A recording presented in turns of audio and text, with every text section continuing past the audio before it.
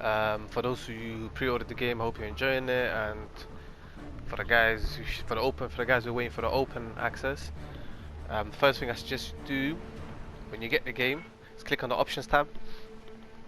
Start off with your controller settings. So yeah, your button layout. This is just how you play. I play on stick and move, and I play on flipped. So if you wanna, so flipped literally just means just if you're shooting with L1 or R1 or L2 and R2. Whichever way you like it, just press square and then just choose which one you want. Stick layout, just leave that. I don't think anyone does anything with that. Yeah, just your normal stuff. Your sensitivity, play on whichever you play on. I normally wait a little bit because I'm never really sure on how to move around my sensitivity. I just leave it. I'll start off on the 10 and then adjust as I go along. Vertical stick sensitivity, yeah, just leave that on 10.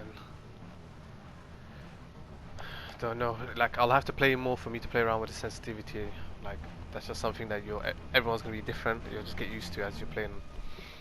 ADS sensitivity multiplier for rifles. I haven't been using any rifles in the game, so I'm not gonna touch it right now. I might touch it in the future. Controller vibrations, for me it's a must. I have to have that off. Everyone's different, but yeah man, I think you should take it off anyway. Aim assist, so these are a few different settings they got now. Normally I think it was just aim assist on or off. I think when you start off, it starts off as a precision. I'm not. Yeah, I think the option is on the precision. Anyway, I play on standard. It's just because that's what I'm used to. If you play Call of Duty, this is what you're going to be used to. Just leave it on standard. The same with the aim response curve type on standard. The weapon mount activation. It's a new feature where you can kind of like lean away from like walls and whatnot. But I don't really use it. I feel like it's just there, so I just leave it as is. You can disable it. You can put on double tap ADS. I mean, as the game progresses, I might look into that a bit more. Same with the weapon mount. That's all fine. The aim down sight behavior. This is what you used to. You just hold the button when you're aiming and you let go when you're not aiming. And toggle, just obviously you have to click to aim and whatnot. Equipment behavior, same thing. That's fine. Yeah, that's all right. Tap to reload, slide behavior. Yeah, that's all fine. Cool. So let's get to this bit. This is the important bit now, anyway. First thing is the film grain. When you start off, it starts at 0.50%, 0.50. They try to make the game look a bit more realistic by adding like grain and whatnot, but it's just forget all of that.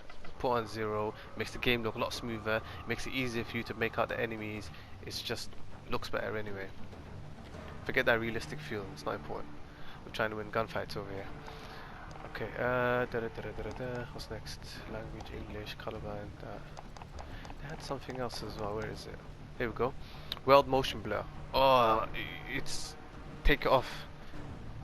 As you can see on the images, if you leave it on enabled, you're gonna get the right image. So when you're moving around, the whole world's gonna look blurry. They try to make it look realistic, but that's not gonna help you win gunfights. It's not gonna, you know what I mean? It's not making it look pretty. It's not gonna making it look realistic. It's not gonna help you win these gunfights. It's not gonna help you. It's just, it gives me a headache. If you like it, then you like it. But honestly, if you're trying to win, if you're trying to get the best game Call of Duty experience, then just take it off. Put on disabled. Same with the weapon motion blur. Same thing. Put on disabled. You don't want to see no blurry weapons. You want everything to be crisp and sharp, so you can see everything in front of you. Dismemberment, this is just a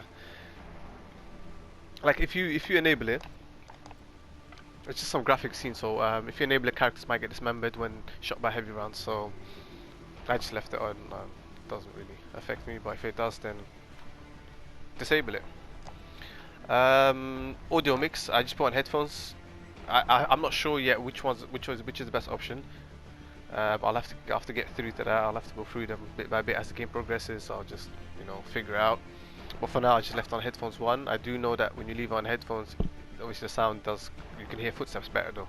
So there is that. The music master volume on. I'm gonna reduce the music volume just by a bit. I want to hear more of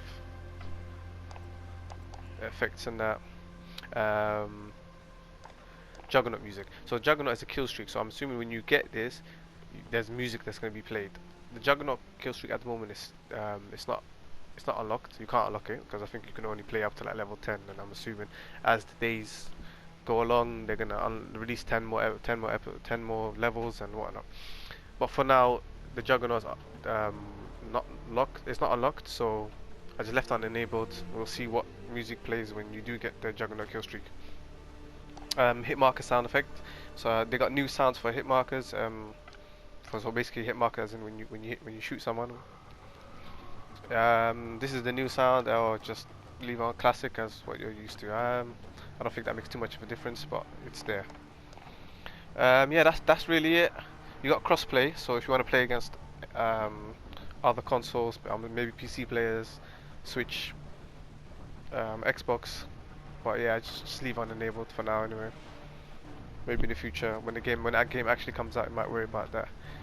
But yeah, guys, that was it. It was just a quick one, just to get your, just a quick video, just on how I'd advise you guys to play anyway. Anyway, I hope you liked it, like, and all of that stuff. Alright, peace.